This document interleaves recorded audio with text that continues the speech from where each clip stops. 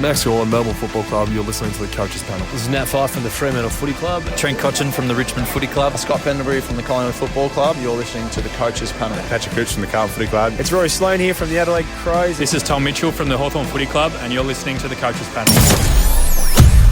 Hey friends, it's MJ from the Coaches Panel. Hope you're well. We are moving incredibly fast through my 50 most relevant for 2021. It's the players I believe across all your salary formats of Dream Team, SuperCoach and AFL Fantasy are the most relevant for discussion at the start of the year.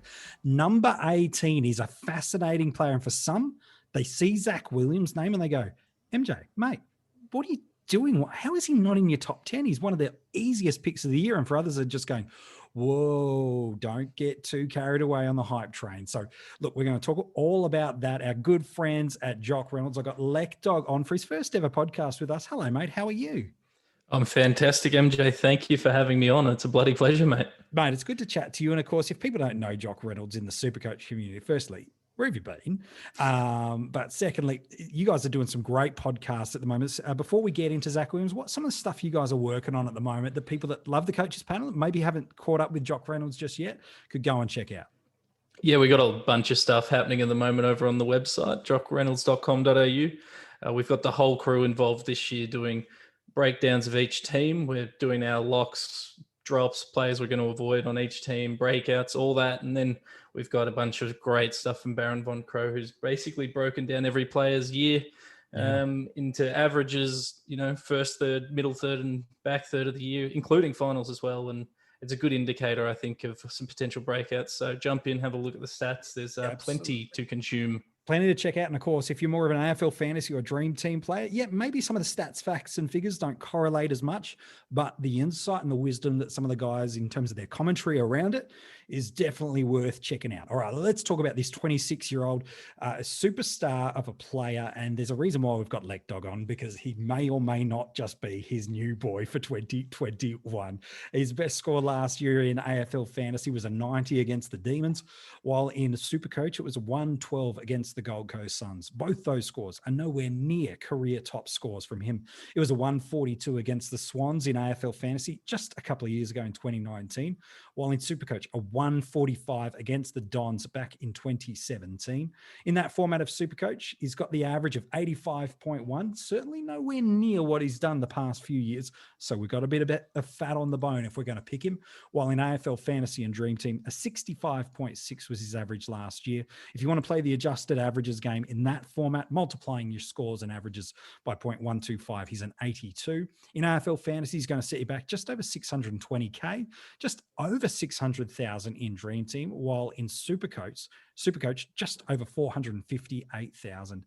And LekDog, for the past, 2, 3, 5, maybe decade, if we're to be really, really honest, Carlton have had some really talented midfielders. Patrick Cripps has certainly been the leader of late, but Murphy and Gibbs are certainly, when they're at their peak, were nothing to be sneezed at, let alone a generational player in Chris Judd. But the type of player they've been screaming out for, they believe they've landed with the free agency move of Zac Williams. Yeah, absolutely. We call it the void of significance. They haven't had that other big name midfielder in there with Cripper in a while. And I'm not someone who's always thought we need a big body, but we definitely needed some more talent through the middle. We had a look at the centre bounce attendances for 2020. Ed Curnow was our number one player at the Blues, 89% as an average. Paddy Cripps was next with 85. And then you got the two ruckmen, and the next best was Will Setterfield, and he was only in at 48% centre bounce attendances. I think Williams is going to be in that up 80% or higher range. I think it just makes sense. They talked about bringing him over as a midfielder. There's a gap there for him to come over as a midfielder, and they want to win. And I don't think they're going to do that by playing him in a pretty deep back line. So the midfield is the only spot I can see him playing. It makes the most amount of sense to it. And as we look back on his 2020 season, the COVID break actually helped him. If you were thinking about picking him in round 1 12 months ago, because you remember that really hot end to the 2019 season, don't worry, we'll talk about that in a second. You're like, it's keen, it's happening, he's broken out, he's fine, he's over his health and injury issues. No, couldn't get up for round 1. Thankfully, for his benefit, COVID hit. Manny could take that time, got himself fit, played a handful of games. Then what happens? Yep, sure enough, injury hits for him in round 4. He's out for another month with a hamstring injury, then comes back in round 9 and pretty much plays from then on till the end of the year. But from a fantasy footy perspective, a seasonal average of 65 in Dream Team and Fantasy, that 82 adjusted, 2 tons in that, 290s in that format for the year, plus an 80. That format, there wasn't the scaling that SuperCoach had. So 80 was basically 100 in that format of last year, while in SuperCoach, still the 3 tons plus a 94. And again, remembering there was some role readjustment, that GWS midfield, in fact, that entire side last year, they just got no mojo going whatsoever. But when we do think about Zac Williams, LekDog, everybody now at a new club, but everybody holds that back half of that 2019 season when he did move into the midfield with much acclaim, because if he can replicate that scoring at Carlton, man, at his price, we've got some value. Yeah, well, from a SuperCoach point of view, I think it's almost a no-brainer. I think at 458K, very affordable. You could go pretty deep, slot him in at D4 if you want. But I think the key value, we look at 2019 when he did play midfield. Over that last 10 games, I've got him down at 100.6, including the finals that they played, and not a great grand final, but that's in there. And so I think he can be 100 average player in the Blues midfield. They need someone to stand up. And then even last year, there was only 2 games where he attended a centre bounce, and that's not the best way necessarily to look at someone as a midfielder. Sure. But it's an indicator. And in those 2 games, he pumped out one of his only tons of the year, 101 in round 17, and then 66 in round 18 for SuperCoach, 90 for AFL Fantasy, and 51 respectively. I just think there's opportunity to replicate that 2019 form. And the thing I worry about with some commentators, not necessarily SuperCoach or fantasy commentators, more the general media commentators, is they say he played 1 good game in 2019. They talk about that prelim as if it was the only time he showed up in the midfield, but he did it for half a season. And he showed that he can do it. And the biggest concern for him is not the talent. It's not the role for me. It's the injury history. And I think the Blues are getting better at keeping people on the park. Touch wood, not including Charlie Curnow. We do not talk about that. No, we don't speak of him. But I think it's just a great opportunity for him to be a very good SuperCoach scorer and a very solid fantasy option as well. He's someone that's very highly on my radar, and someone I locked in pretty early as soon as we were able to. Yeah, I think so. And the reason he's probably more beneficial in terms of his scoring upside in SuperCoach is just he's an elite user of the ball.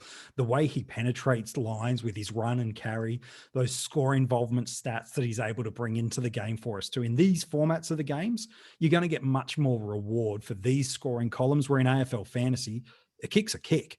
It doesn't really matter where it goes, what happens to it, what the next thing is. And some love that part of the game. Others find that frustrating and want something that's a little more reflective of the game. That's the benefit of having all these different formats, is you can kind of pick one that you like to go for. And I think that's the big thing with him, isn't it? Is I've got no concern overall, especially with an Adam Sard coming in. If there was any of that, is Nick Newman going to come back fit and firing? Is the Petrevsky-Seaton experiment, is that still going to hold? Well, Sard's there now, so they don't need a run and carry defender. They've got that. What they do need is an elite second touch midfielder who's going to add some dynamic and some class. Setterfield, he's the one, along with Cripps, that's going to take that big workload. Then you've got Walsh developing as both an in and outsider, and now it's he really does come in, doesn't he, as that gravy midfielder where he can just add to the elements that are already there. But like you said, it's the injury history that has people scared off. 2 pretty significant injuries last year. One caused him with the delayed to the year. The other was the hamstring injury. 2019, he played 20 games. That's strong. You look back the next year and you go, oh, wait, nothing. Then you go back to 2017. You're like, he played 20 games. Cool. 2016, 20 games. But that's the big thing for him at this price point. People are kind of going, am I going to get him for the year or am I not? But the benefit is, LekDog, at that price, he doesn't have to be a year-end keeper, does he? No, he comes in at a discounted price because of that, poorer year last year, which was injury affected and role affected. It's not a huge premium you're paying to get him into your classic side. So the risk to me just isn't that high. And if he does get hurt, unless it's even if it's in round one, his price isn't going to change. But if he does get hurt, you're going to be able to recover reasonably well. There's a lot of value in the back line. There's a lot of people you could sideways him to. And, let's hope that he does play the whole year and doesn't get injured. He's a premium keeper option and he's going to make money regardless. So I'm pretty confident with him as a selection. And as you've said, the role is there. I don't think there's a lot of, the back line's very deep at the Blues this year. It's their deepest line. Yeah. With Saad, they got Williamson, SPS, they're committed to playing back there. I think if Williams is going to rest somewhere that isn't in the midfield, I think he might even rest forward and kick a couple of snags for us. So we saw him do that a couple of times at GWS, didn't we, in 2020 and 2019, and added something kind of electric, to that forward mix. I agree. Roles safe, body's the question mark. And so anytime you've got a question mark on a player's physicality to get through the season, my encouragement to you is it's a start or it's a pass. You can't go, I'm going to ignore him because of the injury history. Watch him pop 120 in SuperCoach, 110 in AFL Fantasy and Dream Team over the first 5 weeks and go, I've got to get him. No. Because if injury was the concern for you, based on stats and data, the opportunity for him to get injured, only that variable increases for every single week. So for me, I think it's, if you're on him and you think he's going to go 90 for the year, which history says he's going to do that. And in SuperCoach, certainly. AFL Fantasy needs a little more data to give you that confidence, but I feel like that's warranted. I don't see any risk because if he gets injured, you mentioned some of those options. For another 100K, you could drop him to Miller. You could sideways him to an Alex Witherden if he gets into that Eagles best 22, who we talked about earlier in the 50 most relevant. You've got Ben McAvoy. If he gets back to that sole ruck role, gosh, there's an option there, let alone Brodie Smith. If you're really a good friend, the Phantom, just like Payne, like there's options around for us. So I don't think it's, like you said, we're not lacking in options. We know what we can do. Is he the kind of guy, LekDog, before we get to talking about drafts, is he the type of player you could take on? Is he the guy with such high ownership potential above him with those injury risks? Could there be a benefit for a coach to go, you know what? I reckon I might go a Miller as an example, put that 100K elsewhere and try to match him in score. Is he the kind of guy to take on, or is it just such good value that we're trying to get too creative and go against him? I think he's the kind of guy you could have taken on if they didn't bring Adam Saad in, because you'd be worried that maybe he plays in defense if it doesn't work out in the midfield. The Blues have come out and they've said, he's a midfielder. We're playing him in the midfield. And I think the value is just too great to take him on for my mind. Maybe I've got navy tinted glasses on, but I just think the value's there, the role's there. And the injury is the question mark. But the injury, a lot of these mid-price guys, there's a reason they're mid-price. Miller, I've got a lot of injury question marks over. He's got the same concerns. Injury. So if you're going to take a punt on one of these mid-price guys, why not pick the one that has publicly been stated for 6 months that he's going to be the man in that midfield? I think I'm not going to take him on. I think I'm just going to select him and play the cards as they come. Yeah, look, again, remember, just in 2019, he averaged 101 across the year, much stronger. I think it was 107 off the last 11 games of the year, plus those final scores that LekDog you mentioned in SuperCoach. And again, right up in that strong scoring sweet spot for us in AFL Fantasy and Dream Team, 92 across the year, up around that 105 marker over the final 3 months of the year. So when fit, when firing, he's going to be right among that premium tier defenders for us. Got a nice buy round for us too. It's not in that cataclysmic round 14 where we feel like we're torn between Laird and Lloyd and not sure what else to do. So it's a reasonably friendly buy round for us. I think the only reason you don't pick him is I'm concerned about the injury and you're going to go all in on that chips. Other than that, I feel across the formats, he seems to be pretty safe. And it sounds like you're the same, man. Yeah, it's a valid concern, the injury, but I think it's hard to pick a full team of 30 players without having some injury risks, because you need those mid prices or one or two of those mid prices to give you some value. And I think the other side of it is that his ceiling is really high. We've seen that he can pump out some huge scores, and he's going to be given every opportunity to do that. So I think there's going to be weeks where his price skyrockets for a period of 4 weeks, and there's going to be some weeks where it dips, where we can assess it then. But no, for me, I'm riding him all the way. Yeah, no, fair enough too. I didn't expect anything else from that other review, man. Now, before we wrap up this episode, we always look at where a player goes in drafts. Generally in drafts, when a player gets a lot of preseason classic format hype in the salary cap formats, they get picked that little bit ahead of the pack for those that don't do too much draft research. What defensive position is he? Is D2 too high? Is D4 too low? Like, where's the sweet spot for picking Zac Williams on draft day? Yeah, look, I think you probably nailed it. I think ideally I'd like to get him at D3 because I think D2 is going to be too high. I think he's going to go D2 in a lot of drafts. I think he's going to go earlier than he probably should because of the risks, but it might pay off for those plays. But if I can get him at D3, if I can get him at D4, I'm laughing because you're killing the draft. Can I get in that league, mate? Yeah. But no, D3, I think that's the perfect place for him just because, all the benefits we've spoken about, but then drag it down a little by injury. If he went through every game last year and averaged 100, he'd be D2, no worries. But he obviously didn't do that. So hopefully this time next year, we can be talking about him as a D1, D2 option. Well, you would think about that. We've got some really strong defensive options this year. Everyone keeps alluding to Laird, Lloyd, and Lockie, the 3 Ls right at the top. But even if you just drop it down a little bit, there's some crazy D1 scoring options we've got across the formats. You've got Maynard, who had a breakout year last year. Ridley had a breakout year.